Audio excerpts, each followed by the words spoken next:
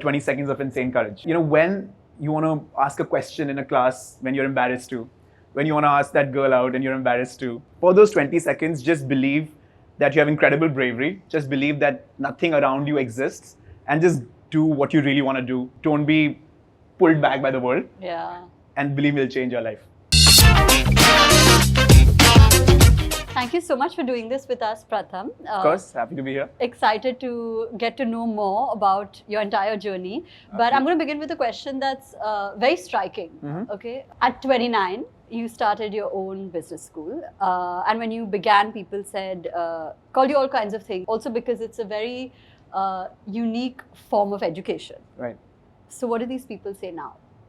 No, it's interesting, right? At the end of the day, the numbers speak for themselves. And in our trade, if I can call it that, there's only one number that matters at the end of the day, which is, how well your students are doing after they graduate. Yeah. Right, which is the placement number. Of course. Right, how much are they earning? At what companies are they working? At what level they're working? And so once you've proven yourself, then people tend to listen to you, tend to sort of see what it is that you're doing and get deeper into it. Yeah. So I think now a lot of opinions have changed. After the 2 years, after numbers, all of that. Correct. Amazing. So what was your education like? What were you like growing up? Tell us a little bit about your childhood. What kind of student were you? So it was, I think, I went to a Christian school in Jalandhar. And Jalandhar is a very small town. Yeah. Right. And in that school, I was sort of either always rank 1 or rank 2. Oh, right. Okay. And the years that I would be rank 2, I would literally be like clinically depressed. What? Not even kidding. But then my parents realized that, Jalandhar is a small town and my exposure in Jalandhar would not be as much. Right. And so they decided to get me to apply to this school in Dehradun called the Doon School. Right. And it's an old school. It's from the British times. And I was lucky enough to get a chance to actually go there. And once I went there, it was a very different experience. So first of all, I didn't speak very good English. Yeah. And in Doon School, everyone else did because they were all from Bombay or Delhi or Bangalore, and I was from Jalandhar. Yeah. So I had an accent. Yeah. My grammar wasn't too good. So I had a tough couple of years. Yeah. Right. And so I had to find my anchor. I lost a lot of confidence. So I had to find this new anchor, and I found it in sports. Correct. So I did really well in swimming. Yeah. And that's what sort of gave me something to hold on to. Yeah. When I graduated school, I was like high on confidence. Yeah. Right. Because Doon School was known to be India's top school at the time. Everyone would look up to me in my family, and I was a swimmer, right? And I had the Indian national record at the time, under 19 or something. Yeah. And so when I went to school, when I went to college abroad, I went to this university called University of Pennsylvania. There, I decided to try out for the swimming team, right? And I walked onto the pool area and I told the coach, hey, listen, I have the Indian national record and all of that. And he's like, okay, fine, relax. Yeah. Show me how you swim, right? So he made me compete with two kids. Yeah. And I'm not kidding. The Indian national record is 2 seconds worse than the university record. Oh my God. There. Yeah. Right? That's how big the difference is. And that's when I realized my place in the world. Yeah. Your father's obviously started LPU. Right. And education therefore was there as you were progressing in life. Right. Your mother's also an educator. Correct. So education was a very deep-rooted fundamental in your life from the very beginning. But what did you want to become, and how have you arrived? I know subsequently what happened, but just tell me, what did you want to become through this entire period? I don't think I had anything in mind, but I'll tell you one thing. I'm a Mittal, right? So we are hardcore Marwadi Banyas. Yeah. And I think there is little, there's no option in our life to do anything other than business. Yeah. I've always seen my parents build businesses. I've seen my cousins build businesses. Yeah. So I think for me, it was always understood, right? It was not even a question. That this is what I'm going to do. That I'm going to have to build a business at some point. What that business would be, that is completely independent, right? Yeah. So when I was in college, I had this one class with this professor called Adam Grant. Yeah. And as part of his course, we had to do this class project. Yeah. And I ended up partnering up with a Lebanese friend of mine for that class project. And that class project eventually became a product. The product became a company. And we ended up running that company for almost a decade. Yeah. Right. Now, I did not think that I'd want to do something in software. I did not think I want to do something in education. I just sort of decided to, figure out, what businesses have good net margins, what businesses have good gross margins, and just, get into it. Yeah. Were you always ambitious? Did you want to make money? Do you want the lifestyle? What was that aspect of your thought process? It's super interesting. So I think like I do care about making money. Yeah.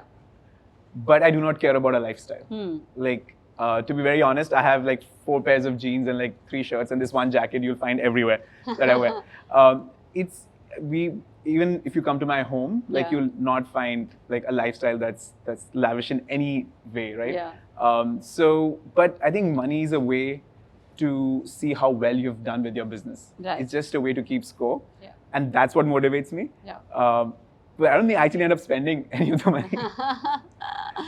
When you began the business school, Masters Union, but throughout, right? Was there a subtle undertone that I'm probably more privileged or I'm probably luckier because I'm allowed to explore these different things. I'm allowed to explore outside the classroom. Oh, absolutely. I think it's also a function of where I went to school and college. Yeah. Right? In Doon School, we spent 5 to 6 hours in class, but we also spent 5 to 6 hours in the field. Outside class, yeah. Right? And so, even if it wasn't for my parents, the school definitely did it for me. Yeah. Right?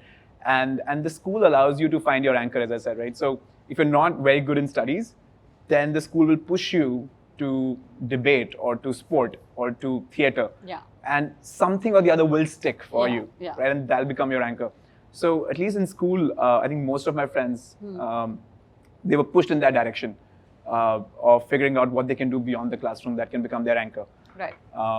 And then again in college, in the US, I think the entire country, or the education system is such that, it rewards stuff that you do outside the classroom as much as it rewards stuff, that you do inside the classroom. So we have grades, I think, but what really decides your popularity is what you're doing outside the classroom. Wow. Yeah, that's so true. Right. So I think I was conditioned that way. Yeah. And even while building Masters Union, that's been sort of the core bedrock philosophy. Yeah, that's not just what your academic record states. You can be so much more than that. You started your own company, you're CEO of your own company. Can you walk us a little bit through that as well? Yeah, so I think like college, school, all of these things are bubbles. Yeah. Right? You can have a false sense of success when you're in these bubbles. If you're getting good grades or if you're doing well in sports, that's not the real world. Yeah.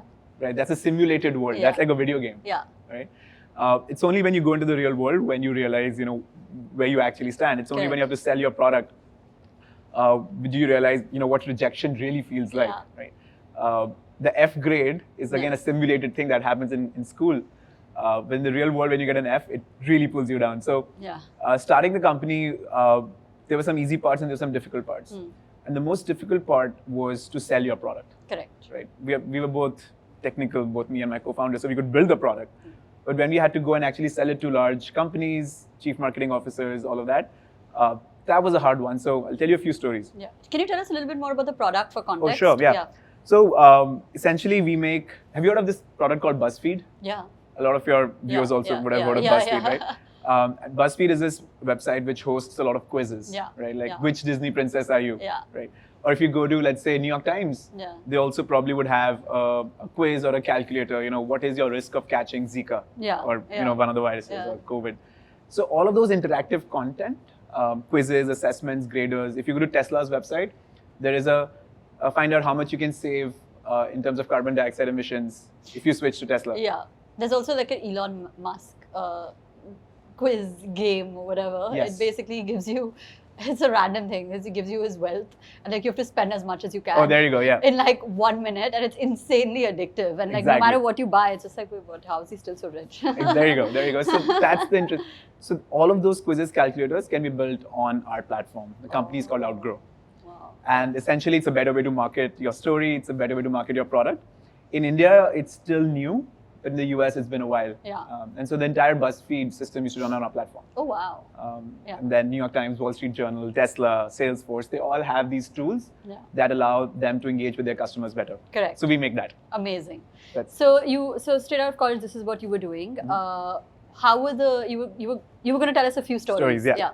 So, in the US, a lot of sales happen during trade shows. Okay, yeah. Okay, so you would go to like this exotic location in Arizona and you take over this entire, resort of sorts. And then in the morning, you'll have a trade show and at night, you'll have these parties. Yeah, right? Yeah. And in the trade show, you'll have your own booth and Yeah. you'll be presenting your product to people. Yeah. And they'll come and like mindlessly wander and they'll listen to you maybe, they'll take your card, but nothing more than that. What I realized is the real sales happen at night. At the parties. At the parties. Yeah. Right? Yeah. So everyone's drinking and we never used to drink at the time. And then we were like, okay, like how do we like interact with these people? We don't know anything about baseball. Yeah. We don't know anything about American football. Yeah. And those are the conversations that are happening. Yeah. We know very little about what's happening in Hollywood. Like, how do you make conversation with Americans? And we would see our competitors going in like very smoothly, playing their charm and playing their game. So at one time, this one lady who used to run this company called MGM. Okay. It's a big studio. Of course. Yes. She's like, guys, listen, like, play to your strength, not to your weakness. Yeah. Right? Ask me a question. If you really want to make conversation with me, ask me a question about India. Yeah. Since you're from India. Yeah. Why don't you ask me, have you been to India? Yeah. Yeah. And I was like, yeah, that's true. Like, I can make it about, So lots of these learnings I think I had through sales and great experience selling. Yeah. I think that's what taught me real world. Like how to like kind of navigate basically out of college. Yeah, absolutely, yeah. And how was the business doing? Like in subsequent times, how was it financially? So that business, we've been doing it for now 10 years. Yeah. For the first 5 years, we were in the red. We're just trying to build the product. A lot of times we would, send invoices and the customers would just forget to pay, not pay. We also went through like one, not financial crisis, but some sort of like a financial crunch in the first 5 years. So lots of those things happened. One thing that me and my business partner were sure of was that we don't want to fundraise outside. Right. That, we'll always try to bill our customers upfront for the year, and that's how we're going to finance our operations. Correct. And not take either a loan or an investment. So how were you funding it? So we would go to, let's say, New York Times as a client, and we'd say, hey, listen, because it's a long-term contract, if you buy for 1 year, you can pay us 100K. Yeah. If you buy for 5 years, you can pay us 250K. Yeah, that's crazy. Yeah. Right? Yeah. And so we're like, okay, 5 years. Yeah. Right? So give them a really good deal. Yeah. But you have cash flow now to finance your operation. So we would always close the deal first, get the money, and then spend the money. Yeah. We'd never spend the money before actually getting the money. Yeah, that's smart. The other thing was that we had no customer acquisition cost or CAC or any marketing because ours is a B2B sales, right? So we would just go sell. Yeah. And it was just a matter of like our time and cost of our time and the cost of those flights, which is okay. Which is okay. Yeah, that we could manage. So, and then the latter 5 years, that's when we started making some money. Yeah. The product sort of scaled up. Some customers stayed with us. Earlier, our churn used to be very high. Churn is when you can't retain customers year over year. Yeah. Earlier, our churn was maybe like 60%, Yeah. 50%. Now it's like down to 5 or 8%. Wow. Yeah. Depending on the year. COVID was a little bit bad, but so we have now finally got into the green, and I wouldn't say it's a large business because it's a very specific niche that we cater to. Yeah. So maybe we have 4 or 5 competitors, Yeah. and amongst us we have a very small market sort of divided. Yeah. So we have not grown too much in the last 4 years. Yeah. And I think we have hit our plateau. Okay.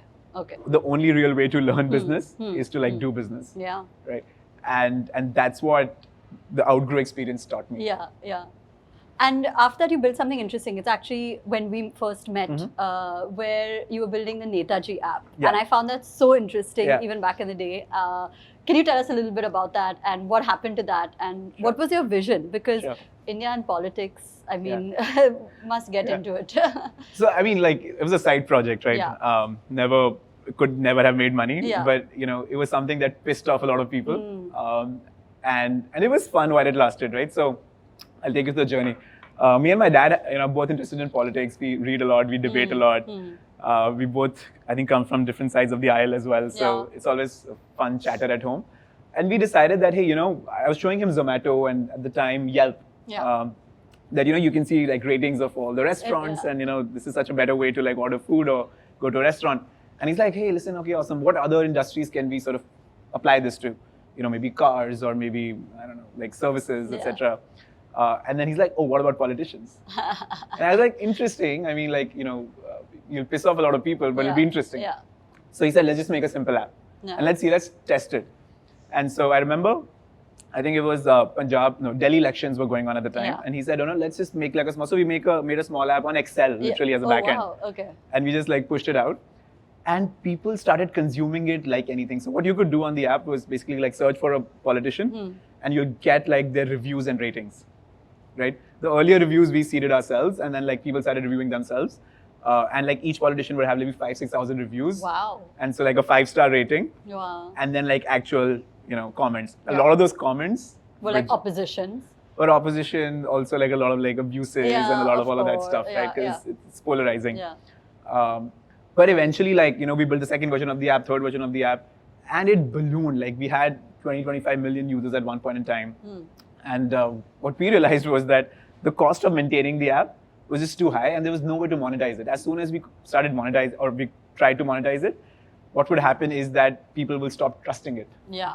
Right? Yeah. So you didn't ever think, let me just get like this massive funder who's like, I don't really care about the money, just take it. Let's just keep this thing. There were so many politicians who would message us and be like, hey, listen, what would it take for you to increase my rating from 3 to 4? No. We could have made like shit tons of money, but we decided like, hey, listen, we lose all our credibility. Yeah.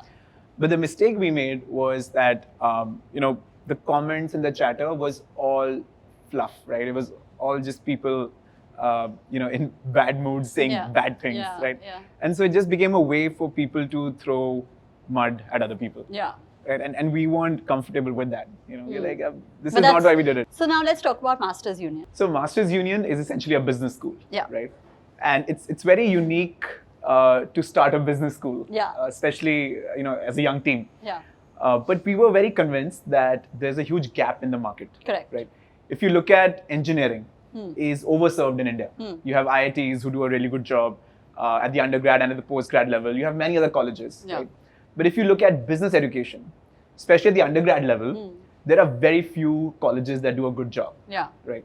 And I'd say maybe like a handful, like maybe a few, 2 or 3. And I feel like, so let me give you this metric. There are 1 crore students who enter into higher education every year. Wow. 1 crore, Yeah. right, every year. Out of which, guess how many are engineers? I don't know. Just 10 lakh. Oh. Engineers are just 10 lakh. I would peg it at so much higher. Yeah, it's just 10 lakhs. Okay. And then MBA is another 2 lakhs. Yeah. Law, fashion, design, combine all of that, it's 3 lakhs. Okay. That means 85 lakhs is still left. Yeah. And those 85 lakh students are studying BCom, BBA and BA. That's the real market. That's crazy. Right? And let me ask you another question. Out of these 85 lakh people, how many students, when they graduate, do you think get a job that pays at least 5 lakh rupees a year? That's less. That's like, I would peg it at like 10, 15%. No, it's 12,000, which is 0.3%. No. Yeah. That's the reality of the Indian education system. That's crazy. So 85 lakh BCom, BBA, BA students, only 12,000 getting a job that pays more than 5 lakh rupees. That's what we wanted to fix. Yeah. That's why we built Masters Union. Yeah. At Masters Union, we have practitioners who come and co-teach each course to the faculty. Yeah. Right? So we have MDs, CEOs, even members of parliament Yeah. who come down and co-teach a course. Yeah. Right? What that does, it brings in the real industry perspective. It's priceless. Yeah. It's priceless. It's like, imagine you coming and teaching Yeah. marketing, right? Or branding. Thank you. I'm not a marketer. branding, let me put it that way. Branding. I think like the way you've built the brand, right? That's a case study in itself. So if you came to class, that's so much better than just me reading a case study about you. Yeah. Right. So that's one. Second is that we have no exams, no lectures, no slides, none of that. Yeah. Right. We said, hey, can we actually learn business by building businesses? Correct. Right. And so at Masters Union, each course has a hands-on component. Yeah. We call it an out-class component. So 50% of credits come from in-class, what happens inside the classroom, and 50% of the credits or exams or grades happen around what happens outside the classroom. Right. So in each term, students have to build a business. So in term 1, everyone will build a drop shipping e-commerce business. In term 2, they'll all do a YouTube page and try to monetize that as a business. I can come teach that. Yeah, there you go. Absolutely. In term 3, they have to build a blockchain layer 2 protocol. In term 4, an app. In term 5, a food business. So no, it's a very interesting model because I remember when we were chatting earlier this year, what I found most interesting was this one group.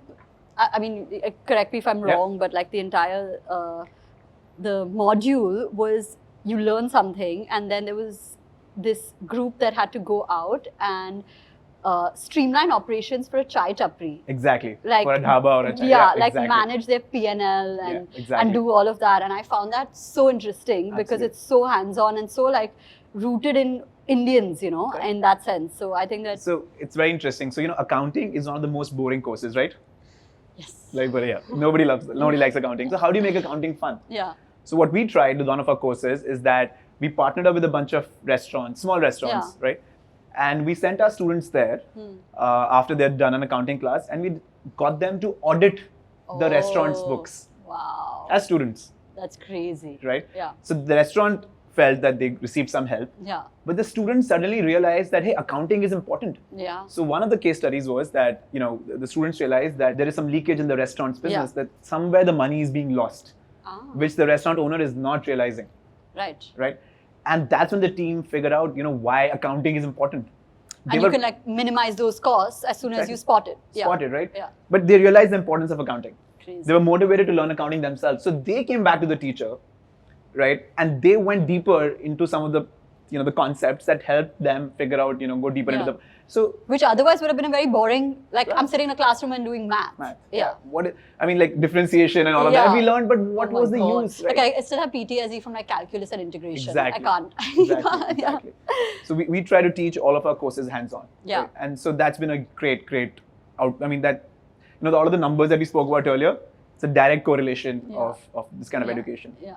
And finally, like as a business school, we teach like 50% of our courses are rooted in tech. Yeah. Right. We really believe that the future is tech. Yeah. Of every business. Yeah. It's a cafe or even if it's a software company, it's all tech. So we decided that students should know how to code, how to do UI UX, how to do digital marketing. And so on those three pillars, practitioner teaching, completely hands-on courses, and tech-driven. Yeah. On these three, experiments, we built Masters Union. Wow. And so we are competing with, again, like IMs and ISBs of the world. But hey, we are doing proactive sales, and they are not. Yeah. Yeah. They are old brands, so they don't need to. They don't need to. They They're don't like need your IIT. Yeah. Yeah. But we are doing, sales, and no one's ever done sales. This is what education should be. Everyone knows what education should be. Yeah. Everybody knows, right? Yeah. Everyone knows that education should be hands-on. Yeah. Everyone knows that education practitioners should be involved. But no one does anything about it. Correct. Right? Because education, again, because of accreditation and approvals and all of that, people feel that, hey, and even the top edtech companies today are all in the K-12 segment. Correct. Byju's and Academy, right? Or in the test prep. Yeah. No one's in the higher education segment. Correct. Yeah. Because it's such a black box. And it's such a blind spot almost. You take it for granted. Granted, like HR college, that's the one. St. Xavier's, that's the one. Yeah. No one's ever disrupted them. Yeah, that's crazy. Right? But that's the biggest market, And what was that one moment, right? Like in this entire time of building Masters Union where you're like, oh my God, I can't believe this just happened. Like, not I made it moment, but like, that moment of validation. Yeah. Maybe it could be I your cried first, at this moment. So this was really the first year. Yeah. And, we got a press release out that, hey, we are setting up this business school. And, these will be the 3 experiments that we'll run in this business school, practitioner-led, this and that. And literally, as soon as that news went out, my inbox was flooded from practitioners. Oh, wow. Who wanted to come and teach. That's crazy. Who wanted to come and teach. Yeah. I had MDs and CEOs and, like partners at large firms coming and saying, hey, Pratham, can we take a course? I'd love to teach this. I'd love to teach this. That's crazy.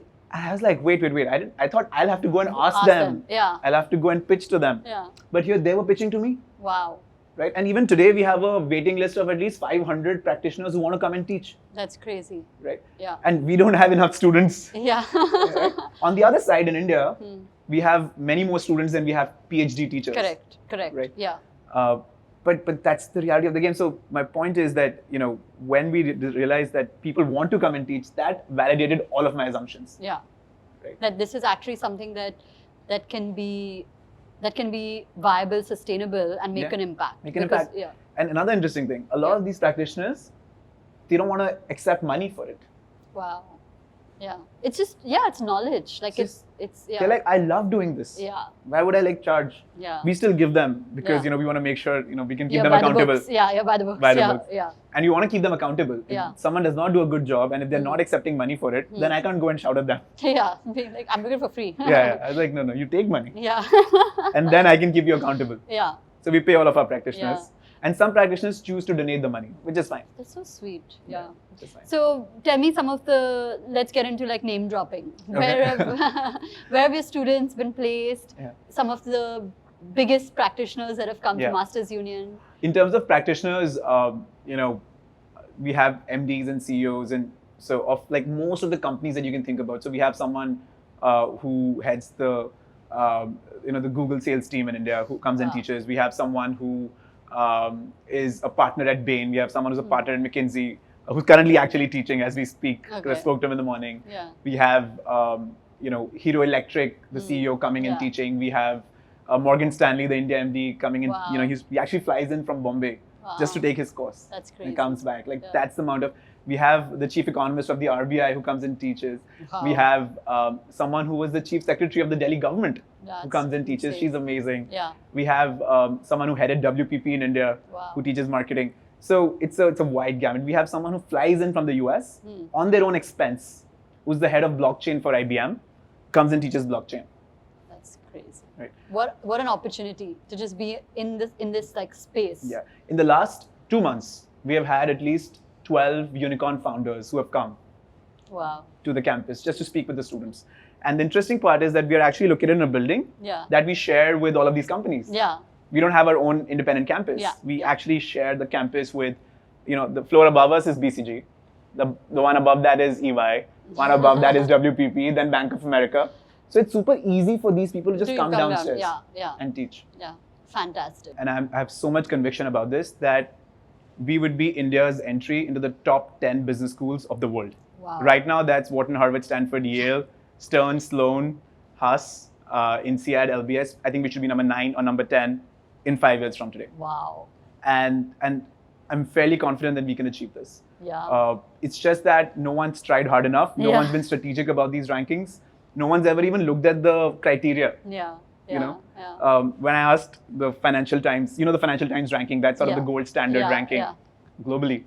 I asked them, what is your criteria? I was like, oh, no one's ever asked us this question actually. Interesting Yeah. that you ask. It's like how I mean, bad. there's 17,000 business schools in the world. How come And no one's one has asked this No one's question. asked this question Yeah. over. Yeah. And so, we really think that we can do it. So now my goal is just to get Masters Union top 10 globally. And that would be India's entry into any global ranking. That's fantastic, and I hope it happens. And it'll be a proud moment for everybody in India to at least have that scale, right? You're 31. What about the personal life? How's it going? It's good. It's good. I think it's personal life is an adventure. You go through ups and downs. But I'm very close to my parents. My sister just got married. Oh wow! Congratulations. Thank you. And so like a lot of family life. Yeah. I think 50% is family life and Yeah. 50% is out in the open. Yeah. And what else? Ups and downs. Ask me a specific question. You're This like, is why a- am I just talking? So what about marriage? Let me ask you the question that most women entrepreneurs who are unmarried, Yeah. or not entrepreneurs, just Yeah. women ask generally. Mhm. What about marriage? What is your take on love? How's that going? Okay, I'll give you my opinion on marriage. Yeah. Right. I really think, and let's talk about this in a funny way, right? I mean, like, don't take this seriously, guys. But like, let's say marriage is a product. Okay. I run a business school. What else did you Okay, fine. expect? Okay, yeah. Let's say marriage was a product, and in products we always track the net promoter score of the product, the NPS. So how many people actually promote that product versus detract from that product? And if you look at marriage's NPS, I think it'd be quite low. Right? Globally, I think 50% divorce rate. Yeah. So that's a 50% NPS, and Yeah. a lot of people are also in marriage but not happy. Yeah. So you can remove Yeah. that. I think maybe 30% people are actually promoters of marriage. Yet Okay. Yeah. everyone gets married. Yeah. So I question the institution of marriage Yeah. a little bit. Yeah. That's not to say that I wouldn't get married. But just saying. But just saying. Yeah. Just saying. In fact, I think I would love to be in a long-term committed relationship. But maybe not marriage. Even marriage. I mean, I think I come from Can you Jalandhar. say, yeah. Lots of expectations writing. But I do think about it sometimes. And hey, listen, and a lot of my friends are deciding not to get married now. Yeah.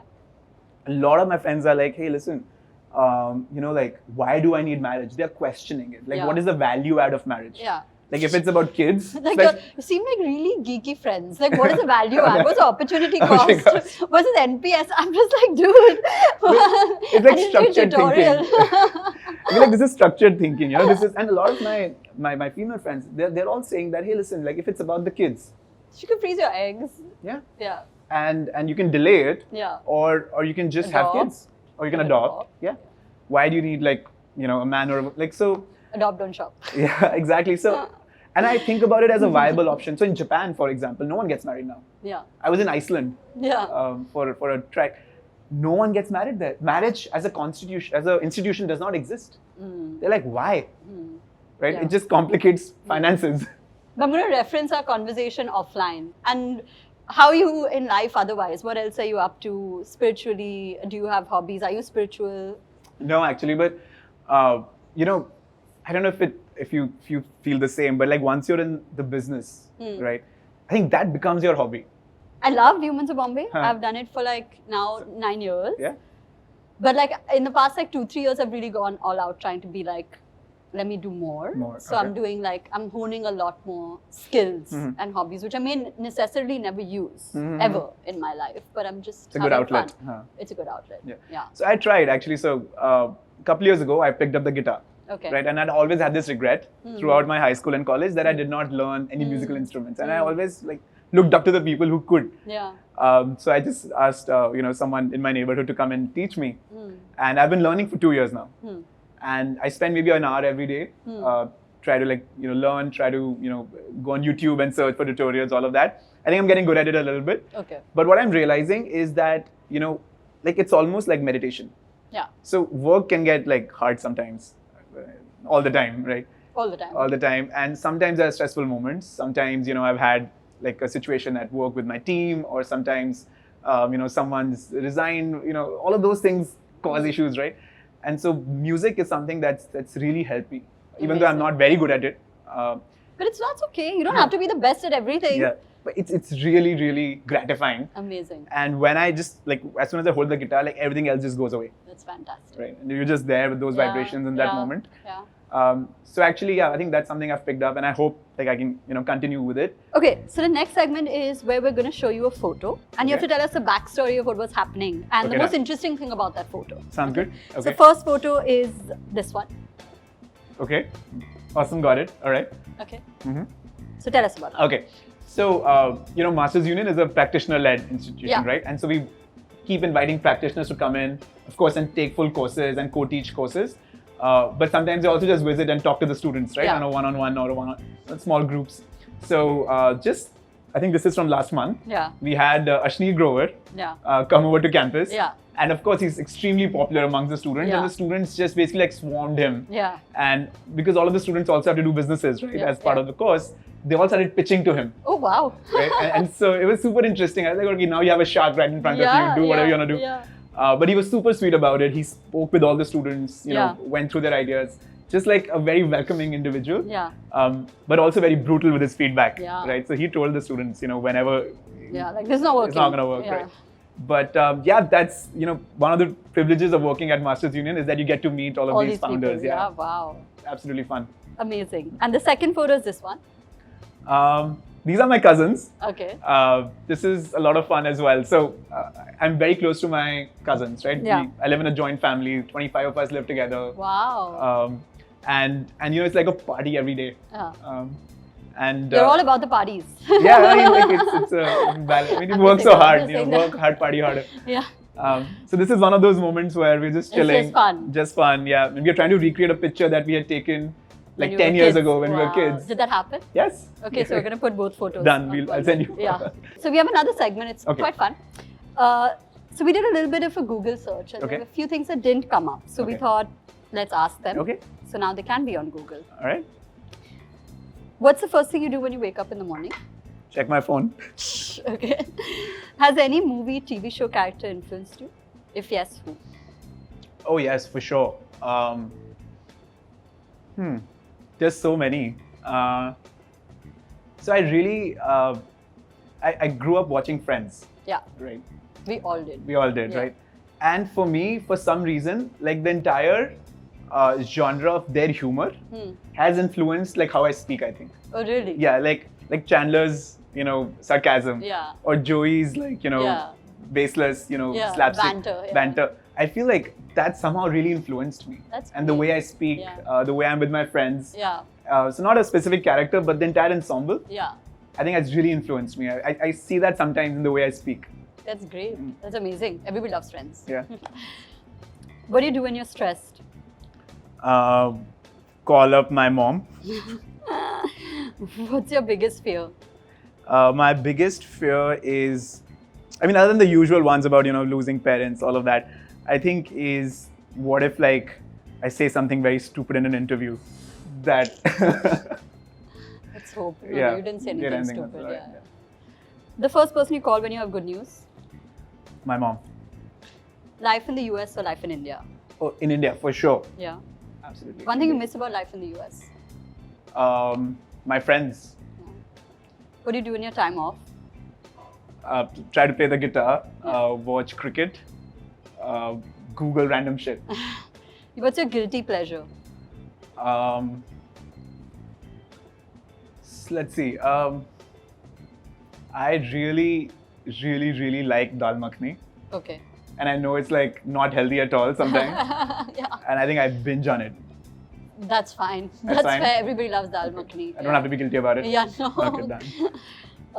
If not Pratham, the founder and CEO of Masters Union, what do you Swimmer. think you'd be? You'd be a swimmer. Absolutely. You could still do that though, right? It's hard. Oh, it's hard. So you have to maintain and you have to have a certain... If you have to be a swimmer, you have to swim at least 4 hours a day. Yeah, yeah. Hard to do. Okay, and then we have a couple of last question options, right? Any one conversation that you had with a student at Masters Union that stayed with you for long? And Absolutely. Keeps you going? So there is one student. She's very sweet and she's trying to build a company called Soul Gappa. Okay. Okay. So she realized, and she's a big Golgappa fan, Yeah. and she realized that in her state, Madhya Pradesh, Golgappas are actually banned Why? because they're unhygienic and they cause diseases, right? So she decided to take it upon herself to build a chain of Golgappa studios. Hygienic, like Yeah. subway style, very clean. Wow. And she came up to me and she, spoke about this idea, and just the sparkle she had in her eye, Yeah. I was sold. I was like, hey, this is so good. And like, every day she's been hustling. She's been trying to like do pop-ups and Wow. get feedback, try to, perfect her recipe. Yeah. She's just a hustler. So, I realized that like there is so much raw talent and raw motivation in India. Yeah. I just have to give it shape. Yeah. And I really hope that, we are all shopping at a mall and we Yeah. suddenly like, see a Soul Gappa. Wow. And that's such a cool name as well. Yeah, right? Yeah. It's a good one. We'll add the link to this video so that people can check out her, Done. her page Sounds as good. well. And absolutely last question. As a new age founder in growing India, what do you think the next 30 or 40 years is like for us? Yeah. And what's your advice for the youth who are watching? So let's look at the numbers, right? Argentina just won the World Cup, right? Yeah, I was there. You- Not the final, Okay. but I went for the World Cup. Nice. So Argentina's per capita income is $10,000. Okay. Wow. India's per capita income is less than $2,000. Yeah. Right. America's is like I think around $60,000. Yeah. Right. So India is going to grow at such a fast pace in the next 10 years that our average income is going to increase 2-3 folds. Yeah. In the next 5-10 years. Yeah. It's written there. Yeah. It's writing on the wall. So, that basically means that all of us have the opportunity to grow 3-4 fold, Yeah. right? In our jobs, in our companies. So no other country in the world presents this opportunity today, right? And so it's the greatest time to be living in India, irrespective of politics. Whoever is in government, I don't think it'll change. This is what is, coming up for us. And I'm super excited about the India story. Yeah. It's a growth story that I want to be a part of, and I think everyone should want to be a part of it. And any advice for the youth who are watching? Just don't I have this thing, okay, which Yeah. is called 20 seconds of insane courage. Yeah. That, when you want to ask a question in a class when you're embarrassed to, when you want to ask that girl out and you're embarrassed to, just have like 20 seconds of insane courage. For those 20 seconds, just believe that you have incredible bravery. Just believe that nothing around you exists and just do what you really want to do. Just for those 20 seconds, don't be pulled back by the world. Yeah. And believe me, it'll change your life. Wow. That's great advice. It's going to be my LinkedIn post. Done? That's good. Thank you so More much than- for doing this, Pratham. It's been Good. an absolute pleasure. And I loved hearing about your business and I loved hearing about the amazing stuff that you're doing. And I genuinely believe that you're going to have a say in the way India perceives education. Thank And you. excited to cheer you on when that. you make that list. Awesome. Yes, do that. We'll refer back to this video where you said it and you're like, this is it. And That's it's in the the one. universe now. We're going to manifest It's it. there. It's Thank you there. so much for Thank you doing so this. much. And excited. Awesome. Appreciate it. If you like this episode, don't forget to subscribe to our channel and hit that bell icon. Thank you all for being the best community, and I'll see you soon. Customer had called a waiter an asshole because there wasn't enough pesto on his sandwich. Yeah, okay. In a sandwich. Waiter came back, pulled his pants down, put more pesto on both slices, rubbed both slices, went outside, served the man the sandwich. But what was weird for me was then the waiter just kept working with